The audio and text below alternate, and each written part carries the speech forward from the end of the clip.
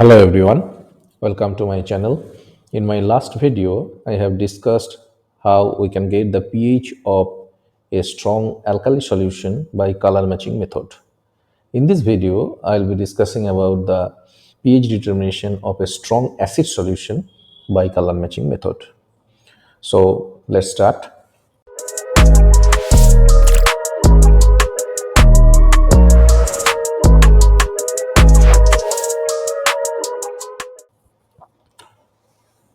We are going to determine the pH of the solution. So first let us know what is pH. pH is defined as the negative logarithm of activity of hydrogen ion or molar concentration of hydrogen ion. That is pH equal to minus log of activity of H plus. But in dilute solution, we can consider the activity of any ion is equal to the concentration of that ion. So in dilute solution, we can rewrite the expression of pH as pH equal to minus log of concentration of H plus. Okay.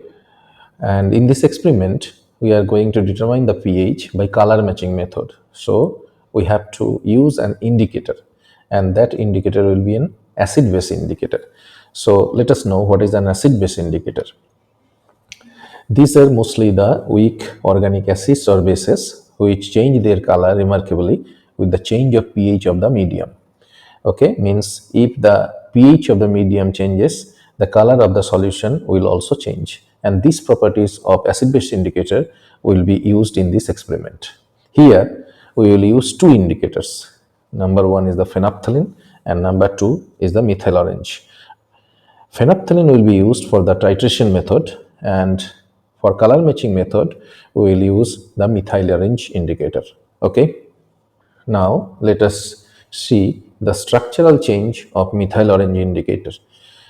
I have already shown the structural change of phenolphthalein indicator in my last video. If you are interested, you can go through that video.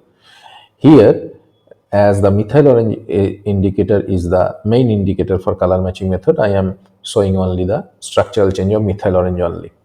Here you see it has two forms. In the acidic form, the quinonoid form predominates, and that form's color is red. And in less acidic medium or in alkaline medium, this benzenoid form predominates and its color is yellow. Okay. So if the pH of the medium is less, the solution will be red in color, and if the pH of the medium is higher, then the solution's color will be yellow. Okay. So in this experiment, we will need 4 solutions of HCl solution because we are using HCl as the strong acid as reference. Okay. So we will need 4 solutions of different concentration. First one is the 0.1 normal or 10 to the power minus 1 normal.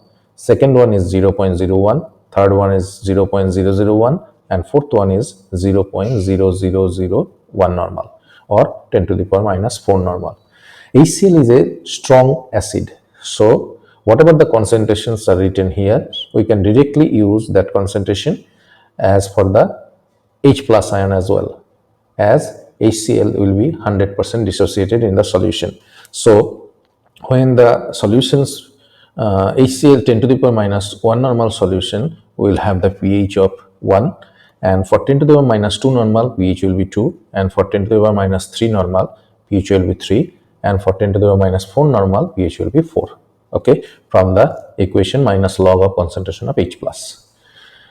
Okay, now let us prepare all the solution required for this experiment. First one is the oxalic acid solution. Why oxalic acid solution? Because we need to prepare the exact concentration of HCl solution, and for that we have to standardize the HCl solution, and for standardization we will need sodium hydroxide solution, and for standardization of sodium hydroxide solution we will need oxalic acid solution. What I am telling you will understand within next few slides. Okay. Okay, now for preparation of 100 milliliter, say 100 milliliter 0.1 normal oxalic acid solution will be prepared. In that case, we have to know the equivalent weight of oxalic acid. Oxalic acid's basicity is 2, means there are 2 replaceable hydrogens are there. So the equivalent weight will be 63. Why? Because the commercially available oxalic acid has two molecules of water of crystallization. So molecular weight is 126. Thus the equivalent weight will be 63. So for preparation of 100 milliliter 0.1 normal oxalic acid solution, we will need 630 milligram of solid oxalic acid. So what we will do, we will weigh out 630 milligram of solid oxalic acid, and then we will take it in a volumetric flask, and we will we will make up the volumetric flask up to the mark with water. Okay, so in that way we will get the 100 milliliter 0.1 normal oxalic acid solution. Next solution is 0.1 normal sodium hydroxide, but it will not be the exact concentration as sodium hydroxide is a secondary standard. So now see, sodium hydroxide has one hydroxide ion, so its molecular weight and equivalent weight will be equal, that is 40. So for preparation of 100 milliliter 0.1 normal around sodium hydroxide solution, we will need around 400 milligram of sodium hydroxide bead. It is also available in pellets. Whatever you're available in your laboratory, you can use that sodium hydroxide. Okay. Now, what we will do, we can take little bit of excess sodium hydroxide amount to ensure that the concentration of the solution is more than 0.1. Otherwise, as sodium hydroxide is hygroscopic, the weigh may be little bit of less than 400 milligram. Then in the titration process, maybe excess amount of sodium hydroxide solution will be required. In this, okay, but it's better to take little bit of sodium hydroxide excess so that the concentration becomes more than just 0.1 normal. Okay, next is the preparation of around 0.1 normal HCl solution. Commercially available HCl solution has the strength of 12 normal. Okay, so what we will do, we will do the V1S1 equal to V2S2 formula.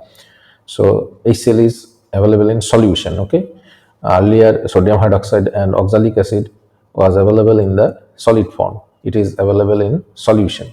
So we'll do the V1S1 equal to V2S2 calculation, and in this way you can see that for preparation of 250 milliliter of 0.1 normal HCl, we need to take 2.08 milliliter. We will take 2.1 milliliter or a little bit of excess of 2.1 milliliter, suppose 2.5 milliliter of HCl, and then we will add 247.5 milliliter of water to get the 250 milliliter of around 0.1 normal HCl solution.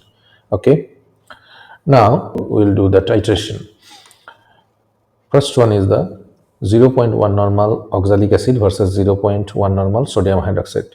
This titration is for standardizing the prepared sodium hydroxide solution, because we need to use this sodium hydroxide solution to know the exact concentration of this prepared HCl solution. Okay, so the next will be 0.1 normal HCl solution, means what we have prepared now, this solution versus the standardized NaOH solution. We have standardized in this first titration, and this standardized solution will be used as the primary standard for standardizing the prepared 0.1 normal HCl solution. Okay, so let us see the first one. It is one of my students' data from last semester. Here he took 25 milliliter of oxalic acid solution in the conical, and in the burette he filled up with the sodium hydroxide, and in the three observations he got the data of average 18.4 milliliter of sodium hydroxide. Here phenolphthalein indicator was used, as I earlier showed that phenolphthalein will also be required for this experiment. Now if we do the calculation using the above data, what we will get, we have to use the V1S1 equal to V2S2 formula. Here you see 25 milliliter of 0.1 normal oxalic acid was used, and we required 18.4 milliliter of sodium hydroxide. So the strength is giving us 0.136 normal. Okay, so the prepared sodium hydroxide solution has a strength of exact 0.136 normal. This NaOH solution will be used for the standardization of 0.1 normal HCl solution. So let's see that data. Here HCl solution was taken in the conical 25 milliliter, and the sodium hydroxide required was average value of 26.2 2 milliliter. Okay, in this case also phenolphthalein was used as the indicator. Now if we do the calculation using these data, then what we find is the strength of the HCl solution is 0.142 normal. Means what we have tried to prepare the around 0.1 normal HCl solution has the strength of exact 0.142 normal. This solution will be used to prepare the exact zero point 0.1 normal HCl solution. Okay, how we can do that? So in this case we will use the V1S1 equal to V2S2 formula. Suppose we want to prepare 20 milliliter. 20 milliliter will be sufficient. We don't need more than that. Then it will be 20 into 0 0.1 for V1S1, and for V2S2, S2 will be 0.142. That is the strength of the HCl solution. So it's giving V2 equal to 14.08 milliliter. So we need to take 14.1 milliliter 0.142 normal HCl solution, and then we will add 5.9 milliliter of water to get exact 20 milliliter 0.1 normal HCl solution. Okay, the next is we will use the 0.1 normal HCl solution to get other solutions. What are those other solutions? That is 0.01, 0.001 and 0.0001 normal solution. Okay, for that what we will do, we will take 2 milliliter of 0.1 normal HCl solution and then we will add 18 milliliter of water. Okay, means total volume will be 20 milliliter. That means we are diluting 10 times, and then what we will get from 0.1 to 0.001 normal. Okay, in this way the next solution will also be prepared by dilution. We will take the 0.01 normal of 2 milliliter and then add 18 milliliter of water. Okay, so we'll get 20 milliliter 0.001 normal HCl solution, and the last one will also be prepared in this way. And here we will use 0.001 normal HCl solution of 2 milliliter and then add 18 milliliter of water. So we now prepared 4 solutions. From this solution we will take 10 milliliter of solution each, and then we will pour into 4 clean test tubes of equal size and equal diameter, like this way. In this 4 test tube, suppose we will take each of the solution, and suppose first test tube we will pour the 0.1 normal solution, second test tube 0.01, third test tube 0.001, and fourth test tube 0.0001 normal. Okay, like this. Okay, now you have to mark these test tubes which concentration is that. So then what you will do, you will add a few drops of methyl orange indicator.